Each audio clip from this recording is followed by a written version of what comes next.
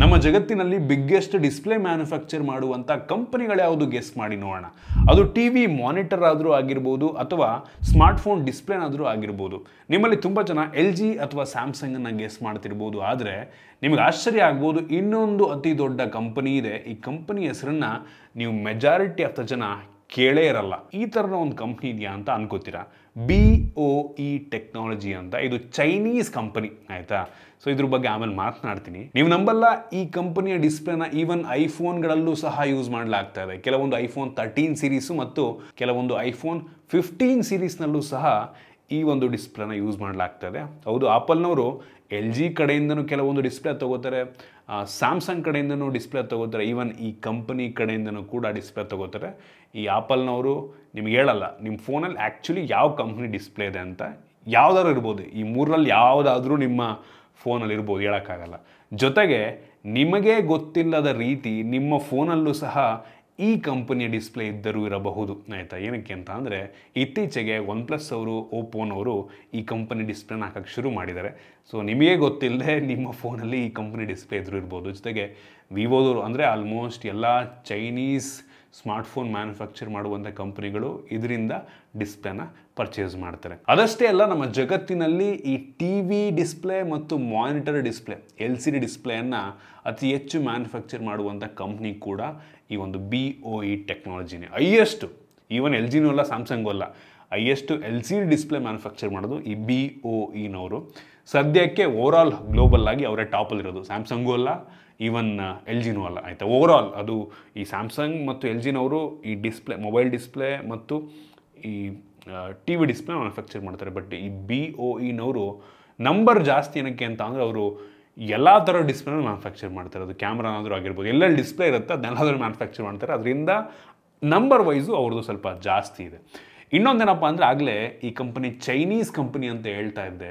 ಇವ್ರಿಗೆ ಇನ್ನೊಂದು ಅಡ್ವಾಂಟೇಜ್ ಏನಪ್ಪ ಅಂತ ಅಂದರೆ, ಈ ಕಂಪನಿಗೆ ಫಂಡಿಂಗ್ ಬರ್ತಾ ಇರೋದು ಆ ಗೌರ್ಮೆಂಟಿಂದ, ಆಯಿತಾ, ಚೈನೀಸ್ ಗೌರ್ಮೆಂಟಿಂದ. ಈ ಕಂಪನಿಯ ಕೆಲವು ಶೇರ್ಸ್ಗಳನ್ನು, ಕೆಲವು ಅಲ್ಲ ಮೆಜಾರಿಟಿ ಶೇರ್ಸನ್ನು ಈ ಚೈನೀಸ್ ಗೌರ್ಮೆಂಟೇ ಓನ್ ಮಾಡುತ್ತೆ, ಆಯಿತಾ. ಇದೊಂಥರ ಚೈನೀಸ್ ಗೌರ್ಮೆಂಟ್ ಕಂಪ್ನಿ ಇದ್ದಂಗೆ. ಸೊ ಒಳ್ಳೆ ಫಂಡಿಂಗ್ ಸಿಗುತ್ತೆ. ಇದರ ಜೊತೆಗೆ ನಾನು ಆಗಲೇ ಹೇಳ್ದಂಗೆ ಒಂದ್ಸಲ ಗೂಗಲ್ ಮಾಡಿ ಈ BOE ಟೆಕ್ನಾಲಜಿ ಕಂಪನಿಯ ಡಿಸ್ಪ್ಲೇನ ಯಾವುದೆಲ್ಲ ಸ್ಮಾರ್ಟ್ಫೋನ್ಗಳಲ್ಲಿ ಯೂಸ್ ಮಾಡಲಾಗ್ತಾ ಇದೆ ಅಂತ ನೀವದನ್ನು ಚೆಕ್ ಮಾಡಿದ್ರೆ, ಈ ಕಂಪನಿ ಡಿಸ್ಪ್ಲೇನ ಫಸ್ಟ್ ಯೂಸ್ ಮಾಡಿದ್ದು ಹುವಾವೆ ಕಂಪನಿ, ಆಯಿತಾ. ಅದು ಕೂಡ ಚೈನೀಸ್ ಕಂಪನಿ.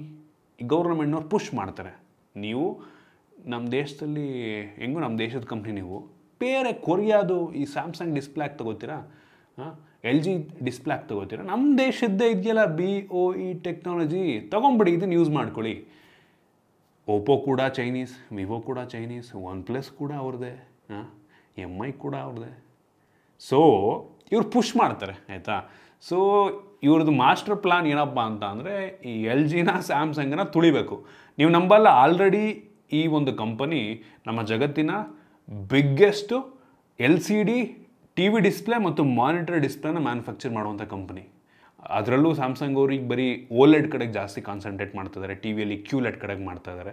LGನವರಂತೂ full dull ಆಗಿಬಿಟ್ಟಿದ್ದಾರೆ. ಒಂದು ಟೈಮಲ್ಲಿ ಡಿಸ್ಪ್ಲೇ ಅಂತ ಅಂದರೆ ಸ್ಯಾಮ್ಸಂಗು LG, ಈಗಂತೂ ಕೇಳಲೇಬಿಡಿ, ನೂರಾರು ಕಂಪ್ನಿಗಳು ಹುಡ್ಕೊಂಡ್ಬಿಟ್ಟಿದ್ದಾವೆ.